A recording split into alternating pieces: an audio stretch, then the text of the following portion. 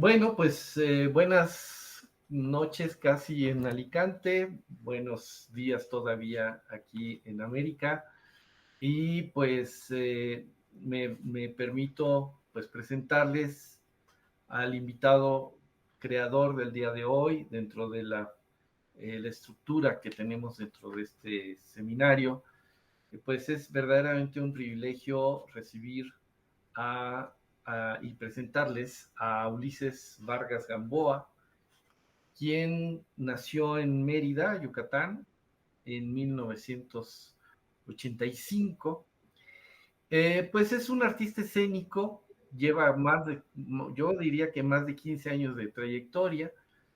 Él estudió la licenciatura de teatro con especialidad en dirección de escena en la Escuela Superior de Artes de Yucatán, el diplomado de actuación en el Centro de Capacitación Teatral, tiene el diplomado en técnica vocal y expresión verbal de CEU Voz y tiene el máster, esto es muy importante para su formación, tiene el máster en práctica escénica y cultura visual, cobijado por el Museo Reina Sofía y la Universidad de Castilla-La Mancha.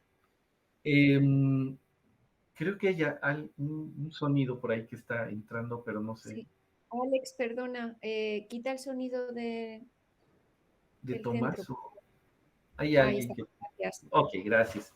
Bueno, eh, eh, el caso de Ulises, la trayectoria de Ulises es muy reveladora, porque pues él, bueno, como lo acabo de leer, pues tiene una formación muy concreta sobre actuación y después en dirección escénica, y él fue fundador de un grupo muy importante de integrantes creadores yucatecos que se llama Belacqua, que le ha permitido justamente explorar la escena desde muchas formas, pero sobre todo diría yo que de su más importante producción de este grupo ha sido el espectáculo llamado Feroz, que es una respuesta muy, pues que se ha revelado como una obra que habla a público infantil y juvenil sobre la violencia de género desde la perspectiva y desde digamos, la perspectiva del cuento infantil, ¿no? En concreto de Caperucita Roja, hacen una versión realmente muy divertida, muy creativa de Caperucita Roja, pero dirigida a la cuestión de la violencia de género. Tan solo voy a decir algunas participaciones de este grupo y de Ulises en diferentes muestras, por ejemplo, en la muestra nacional de teatro, en diferentes ediciones, en el Maratón Internacional de Monólogos en Manizales, en Colombia, y la participación de este grupo en el Festival Internacional de Teatro Clásico en Almagro, en España. Bien, pues no me detengo más y comenzaré esta charla. Ulises, no es tu examen final ni nada por el estilo, no te preocupes. Actualmente, perdón, pues lo más importante, actualmente es el coordinador de teatro de la Universidad de las Artes de Yucatán. A mí me dio muchísimo gusto conocer esta noticia y pues en fin, pues es un joven talento, un joven funcionario cultural. Pero bueno, concretamente, Ulises, toda la mañana se ha hablado sobre el teatro juvenil, infantil, la producción dramática, etcétera. Pero antes de entrar de lleno a tu participación en esta teatralidad, me gustaría preguntarte primero, bueno, eh, ubicarte generacionalmente. Ayer hablamos con Edgar Chías, a él le toca justamente esa transición entre una formación teatral muy académica y la ruptura a nuevos formatos dramatúrgicos, en el caso de Edgar. Y en tu caso te toca justamente participar ya de una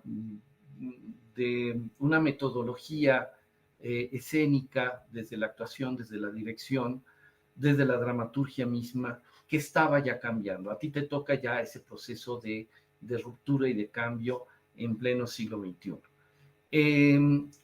¿Cuál fue tu perspectiva dentro de tu formación y sobre todo en qué momento decides pasar de la actuación a la dirección? Sobre todo que las generaciones como la tuya, pues son personalidades que ya transitan y navegan en diferentes aspectos sin necesidad de quedarse como actor, como director y como dramaturgo, sino que pueden pasar de una manera a otra. Pero en tu caso, ¿cómo fue esta decisión o qué decisiones has tomado en tu trayectoria y sobre todo en tu formación dentro del teatro?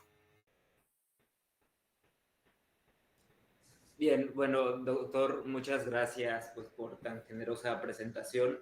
Quiero aprovechar nuevamente para agradecer la invitación y ha sido un gusto conocer las investigaciones pues, de todos los colegas de la academia que han estado presentando sus proyectos. Bueno, contestando a la pregunta, creo que tendría que empezar justo colocando el marco en donde estamos, en Yucatán.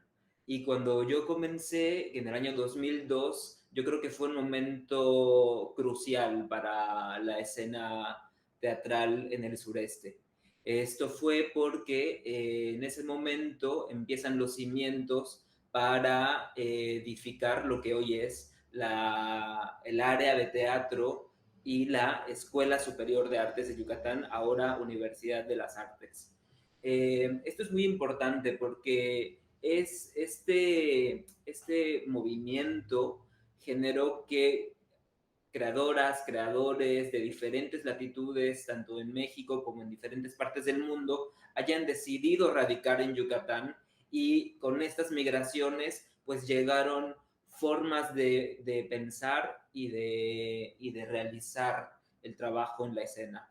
Este es el momento en el que además empieza a generarse algo muy particular que es la noción de proyectos de grupo, algo que siempre existió en Yucatán, en el teatro regional siempre han existido la idea de los grupos, pero que en este caso y en este contexto, los grupos teatrales en Yucatán además empezaron a generar sus propios espacios alternativos donde presentar sus proyectos.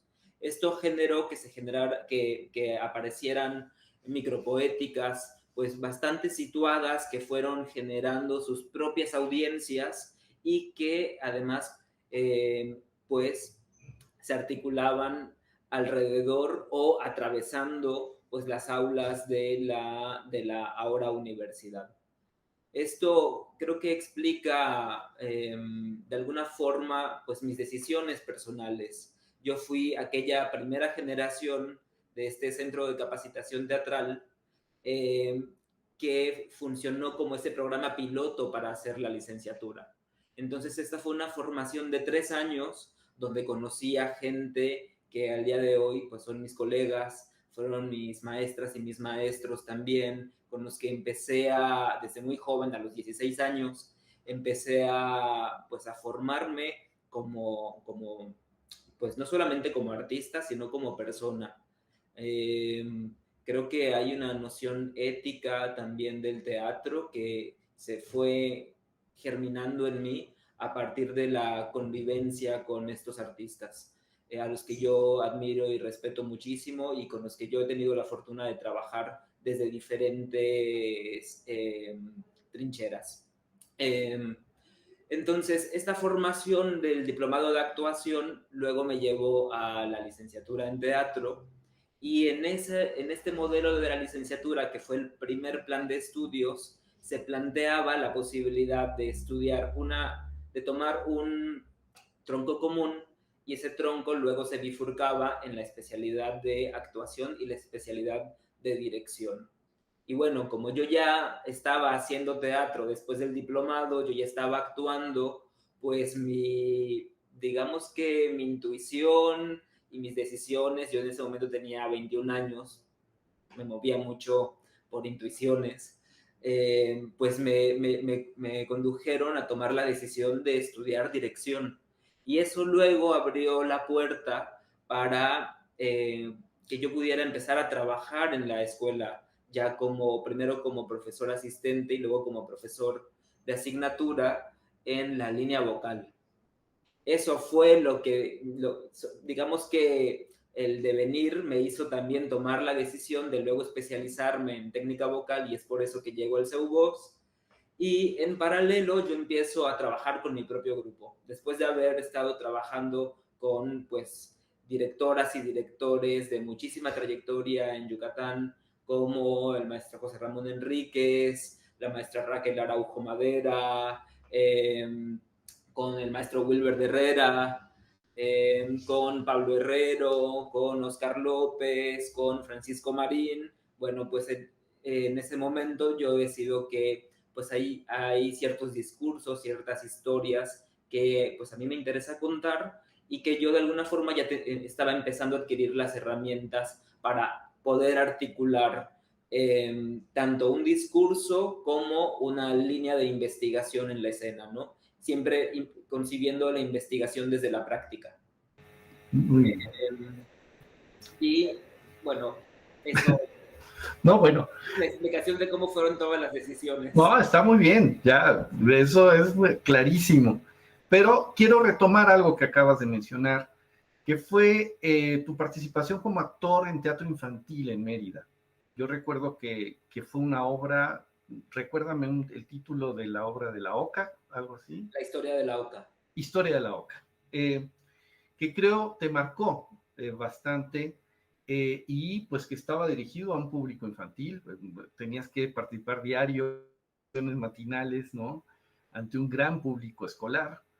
Mi pregunta concreta es, desde esos recuerdos como actor ante un público infantil a la posibilidad de generar un espectáculo como la obra Feroz, ¿qué tipo de cambios has detectado en las audiencias infantiles y juveniles en el teatro que tú has hecho?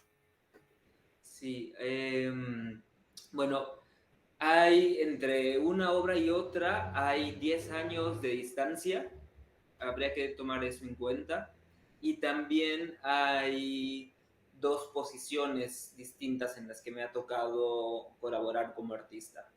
En el caso de la historia de la Oca, como bien mencionas, fue un proyecto muy importante que formó parte del Programa Nacional de Teatro Escolar, lo que implicaba que dábamos funciones para escuelas, dimos 80 funciones en total para escuelas en la ciudad de Mérida y en el interior del estado de Yucatán.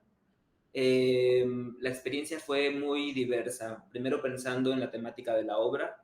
Era la historia de la Oca, es la historia de un niño que vive en una granja de una familia que cría ocas, y que este niño tiene como mejor amiga una oca que se llama Tica, y aquí digamos que el asunto, pues el conflicto está en que este niño es víctima de violencia familiar y reproduce los patrones de violencia en su mejor amiga. Y aquí voy a hacer spoiler, pero en la obra este niño pues termina mata a su amiga. Y esto se lo teníamos que presentar a infancias, espectadores entre 6 años, e incluso lo llegamos a presentar para secundaria a jóvenes adolescentes de entre 11 y 13 años. El efecto que produjo la historia de la Oca fue más allá de lo que me dio como artista y como actor. Yo creo que fue pues muy importante por la retroalimentación que recibía tanto de espectadores, niñas, niños, como personas espectadoras adultas. ahí nos damos cuenta de que el teatro para las infancias aunque está dirigido, llega a un nicho, en realidad la teatralidad para infancias es teatralidad para todos los públicos. Cuando está encaminada, encauzada, cuando se hace desde el respeto, desde el cuidado y desde el compromiso de entregar y de comunicar un discurso coherente, porque nos atraviesa a todas las personas que formamos parte de este tipo de eventos, tanto como artistas, como técnicos, como espectadoras. Entonces, es verdad que, por ejemplo, no es lo mismo presentar una historia como la historia de la Oca para niñas de la ciudad como para los niños del interior del estado, y ver que sale un niño que puede ser como ellos, con el brazo roto en la escena, con moretones mientras se baña, y pasar este mensaje de un niño que lo que está pidiendo en la primera escena es que destruyan su casa. En sus juegos, el niño está pidiendo que destruyan su casa. ¿Cómo superar este momento que puede ser tan crítico para que al final la obra no sea solamente un golpe en el corazón para quien lo ve, y sea lo que todos queremos en el teatro, para las infancias en específico, que es la posibilidad de señalar la problemática, pero también señalar que siempre hay una luz de esperanza, una ventana donde podemos mirar otros futuros posibles, que para mí ese es como la política en el teatro, y en el teatro para las infancias, por supuesto. Entonces decía que no es lo mismo presentarla para estos espectadores que presentarlo para adolescentes. Ya los adolescentes miran el evento desde otro lugar, tienen otros filtros, otras barreras, hay un lenguaje que es más difícil que les llegue, porque hay otros filtros culturales que vencer. Claro. Ahí es donde las dramaturgias sí tienen que estar dirigidas. Y eso me lleva a conectar con la experiencia de Feroz. Quiero dar como contexto que Feroz es parte también de estas creaciones de teatro de grupo. Feroz es una obra que hicimos para las infancias desde el grupo Belacqua, donde yo fui co-director, pero que en realidad tengo que decir que ha sido una creación que vino desde una necesidad muy personal, muy específica, de una de mis compañeras actrices, que es Susan Tax, y quien fue la ideadora, la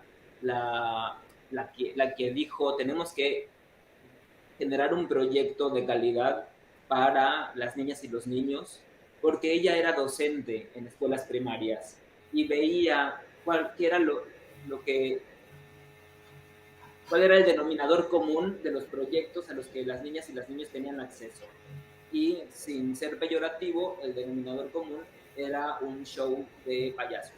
Era lo que se les ofrecía como experiencias estéticas en la escuela. Entonces, partiendo de esta necesidad personal, pues nos sentamos a preguntarnos, está bien, queremos hacer algo propositivo, algo de calidad, pero ¿qué?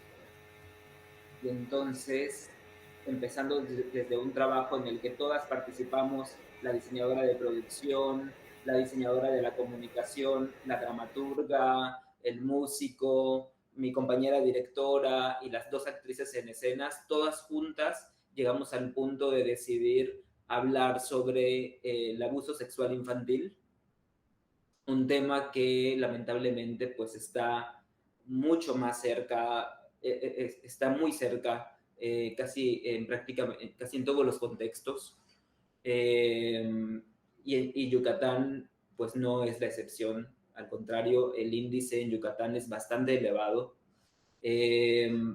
Decidimos pues generar un laboratorio para pues conceptualizar todo este proyecto, ¿no? Y como tú mencionas, partimos del cuento de Caperucita porque queríamos tener un referente que sea fácil para cualquiera espectadora, niña, niño, adulta, que pudiera ser un referente claro y que sea un referente positivo, una heroína.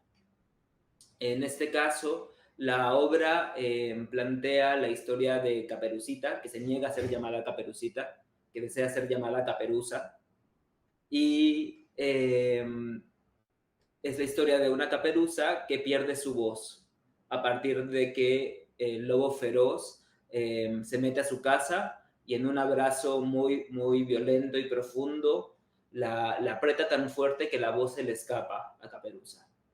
Y entonces Caperuza tiene que emprender un camino para recuperar su voz. Y este camino es guiado por una pajarita que se llama Esperanza, que la lleva por diferentes espacios donde Caperuza aprende a nombrar los miedos, la importancia de nombrar los miedos, de identificarlos y ponerles nombres, la gestión de la culpa, y el reconocer los secretos, que hay secretos buenos y hay secretos malos.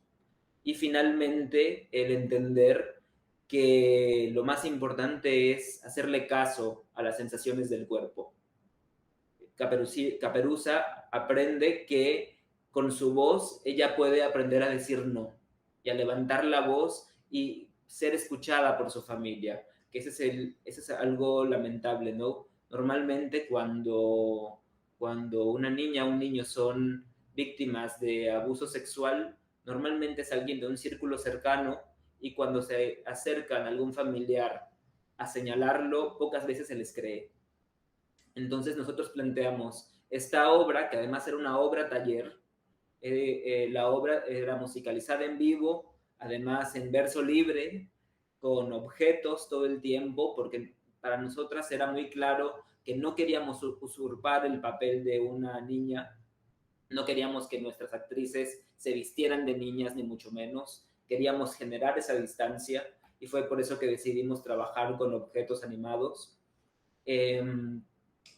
Y al finalizar la obra, se genera un taller donde a los espectadores, a las niñas y a los niños, se termina de cerrar el círculo, ¿no? Reforzando el reconocer qué es el espacio personal, que enseñarles también que ellos pueden decidir quién pasa y quién no pasa ese espacio personal, a enseñarles a reconocer las sensaciones del cuerpo y a aceptarlas y a darles lugar. Les poníamos situaciones para que ellas pudieran identificar a los lobos en diferentes contextos, posibles lobos, porque no todos los lobos son hombres mayores, puede haber lobos mujeres, puede haber lobos compañeros de la escuela. Entonces los niños iban identificando y señalando en voz alta quiénes eran los lobos en diferentes situaciones dadas. Y la diferencia, reforzábamos la diferencia entre los secretos buenos y los secretos malos.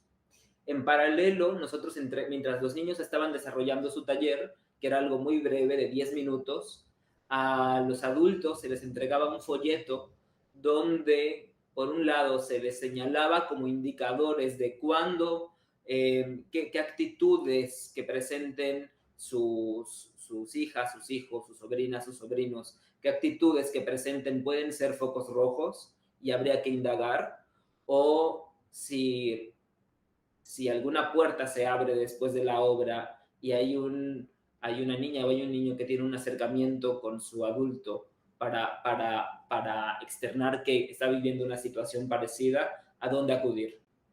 ¿A qué tipo de asociaciones acudir? Entonces, para nosotros era muy importante poder cerrar todo el círculo y no solamente exponer la problemática. Claro.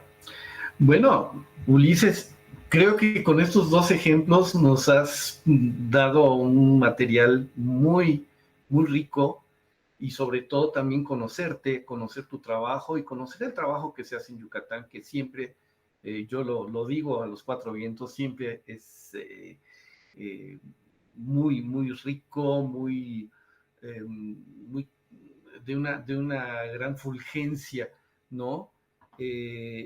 Pero en fin, pues aquí tenemos a un ejemplo de ese trabajo que se desarrolla tan solo en la persona, en el ejemplo de Ulises, que pues también con una gran elocuencia nos ha explicado todo esto, y yo más bien abriría espacio para preguntas.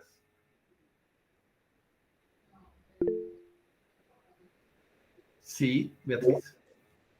Bueno, muchísimas gracias, Ulises. A mí me ha impresionado mucho tu proyecto. Tengo dos preguntas bastante diferentes.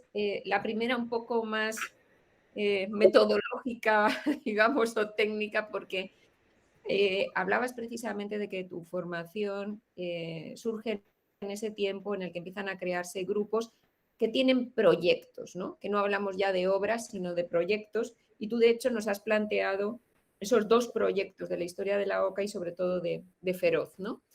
Entonces, ¿crees que efectivamente hay un cambio? Porque nosotros en este seminario nos estamos preguntando también eso, ¿no? Vemos un cambio importante en la tarea, en cómo el grupo se plantea su trabajo. La idea del proyecto es lo que prevalece por encima de la obra teatral. Esa sería la primera y después ya te hago otra. Pues yo quizá no podría generalizar y responder que sí, es así, pero creo que cada vez más estamos viendo gente que trabaja en grupo o desde diferentes grupos que se articulan. Eso también es un suceso que se está dando.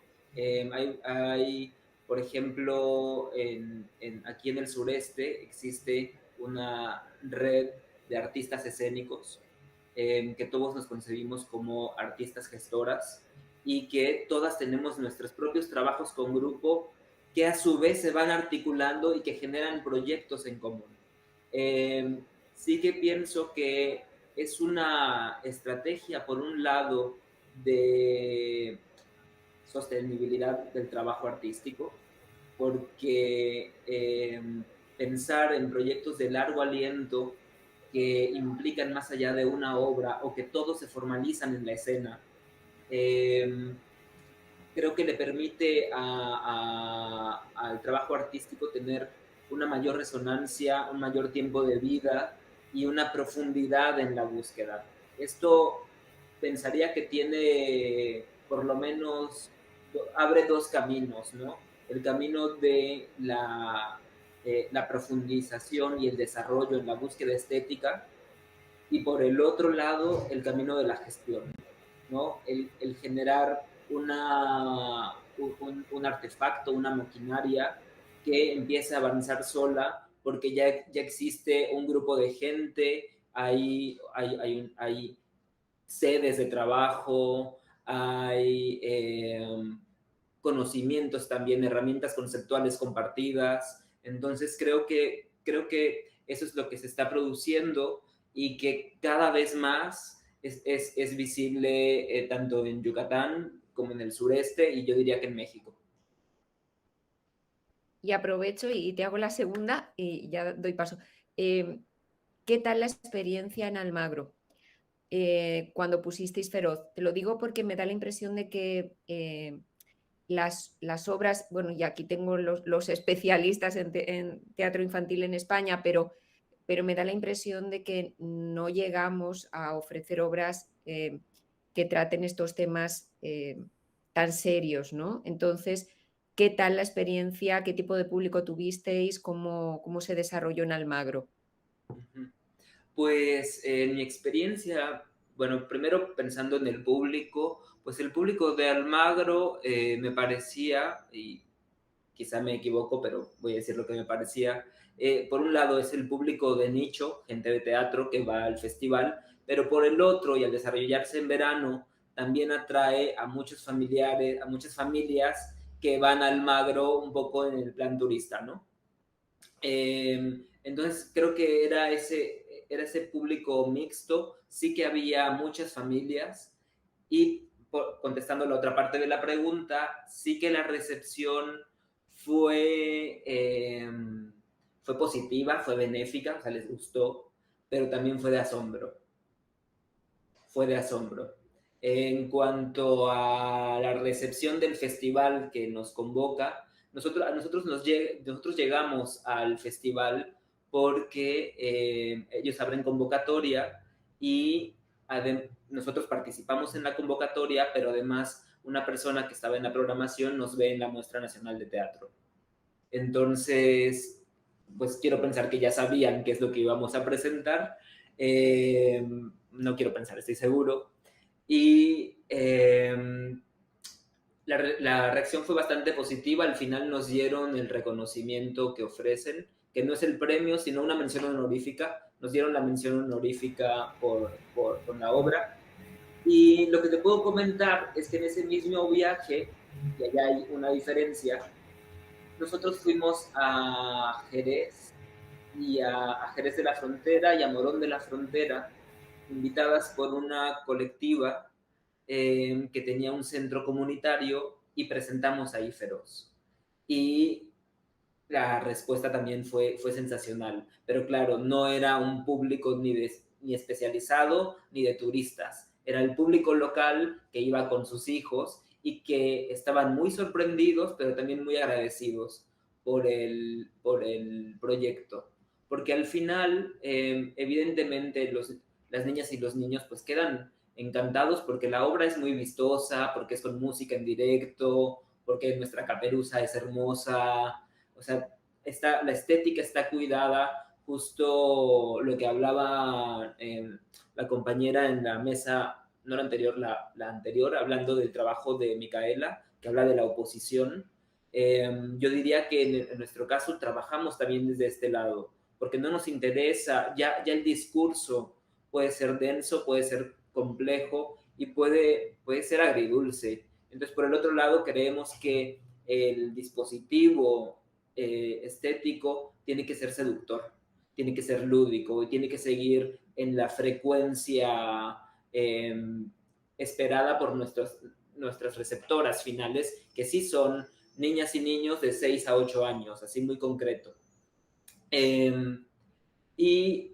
Y por un lado está esa recepción, pero por el otro lado está la de los padres y las madres acompañantes, que siempre es de agradecimiento. Casi en la mayor parte de las ocasiones la gente se acercaba a agradecer porque entonces sabían cómo hablar de este tema con sus hijas y con sus hijos. Existía un contexto para tener la conversación posterior. Bien, gracias. Mónica. Le puedo dar la palabra a Susana si quieres. Bueno, a Susana. Sí, Susana. Sí, bueno, trataré de ser muy breve. Primero que nada, Ulises, es un gusto conocer tu trabajo, conocerte a ti, y tiene que ver con los temas que estábamos hablando en la mesa anterior, ¿no? De lo que preguntaba Mónica de la transversalización de género, y bueno, esta temática tan dura de la violencia sexual hacia las infancias, ¿no? Cuando hablo de infancia no solo niñas, sino niños, como dijiste. Me llamó mucho la atención esta parte de acompañamiento terapéutico y ético que dan al final de las funciones. Entonces mi pregunta es esta: si con Feroz en todas las funciones hacen esa actividad, 1, y 2, para crear esa actividad, ¿con qué equipo o con qué redes se nutrieron para realizarla? Creo que es muy interesante y sería muy valioso conocer esa estrategia que estuviera disponible para otras personas, ¿sabes? Y la última, ¿dónde conseguimos tus textos? Por supuesto, dedicándonos a esta temática, estando en este seminario, digo, lo menos que puede suceder es que te leamos lo más pronto posible, ¿sí? Sí. Gracias. Bueno, gracias.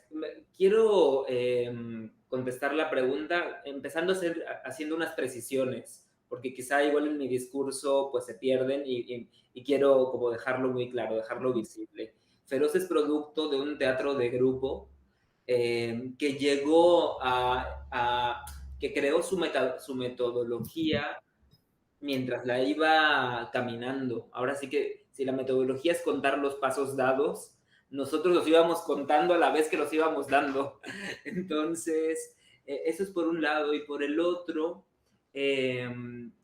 que yo soy uno de los directores, pero no me considero, o sea, no soy para nada el autor de la obra. Tenemos una dramaturga que es María José Pasos y tenemos a nuestros motores principales, que son las actrices Susan Tax y Gina Martínez. Me parece que es importante visibilizar esto porque luego, aunque siempre intentamos reforzar la idea de grupo, hay una tendencia de mirar hacia la dirección. Y yo aquí estoy como, pues afortunadamente como un invitado, pero quiero decir que hablo en nombre, con todo el respeto hacia mis compañeras. Entonces, diciendo esto, contestando tu pregunta, efectivamente, nosotros tuvimos un acompañamiento durante todo el proceso, no solamente para hacer el taller, sino para escribir la dramaturgia que se fue generando a la par que iba investigando con los objetos y con la música. Todo surgió como un tejido al mismo tiempo. No hubo un trabajo de dramaturgia previo y luego el montaje, sino que se fue dando. Y durante todo el proceso tuvimos educadoras, porque nosotros la intención original era llegar a escuelas, entonces teníamos educadoras asesorándonos. Tuvimos ensayos abiertos con niñas y niños para ir analizando la recepción también. Y para el taller en específico trabajamos con psicólogas infantiles que nos decían qué conceptos claves teníamos que tratar, o sea, no, sin ningún eufemismo, sin ninguna metáfora, teníamos que depositar el concepto, pero no solamente el concepto, cómo aterrizarlo, cómo materializarlo en la experiencia. Y digamos que, no sé si estoy contestando tu pregunta, pero todo el acompañamiento fue previo, durante la construcción, e incluso cuando la obra fue creciendo, este taller se actualizó.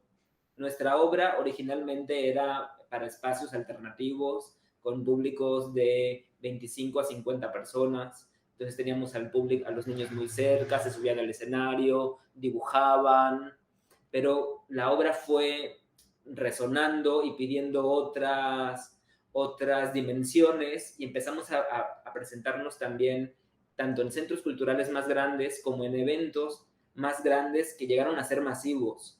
Entonces nosotros tuvimos que adaptar el taller a algo para que el mensaje pudiera llegar a 100 niñas y niños, y claro, ya no los podíamos subir al escenario con nosotros. Entonces se volvió algo mucho más apoyado, ya no en la plástica, sino en el cuerpo, en la expresión corporal, levantarlos a todos de las butacas y que reconozcan con el cuerpo cuál es el espacio personal, que hablen desde la butaca y nos señalen quién puede ser el lobo en la situación dada, en fin. Este taller se fue actualizando además y siempre con la asesoría de las psicopedagogas. Ulises, nada más para corroborar, bueno, enfatizar la pregunta de Susana. ¿El texto está editado? Hasta el día de hoy no. Ok. ¿Y hay videos?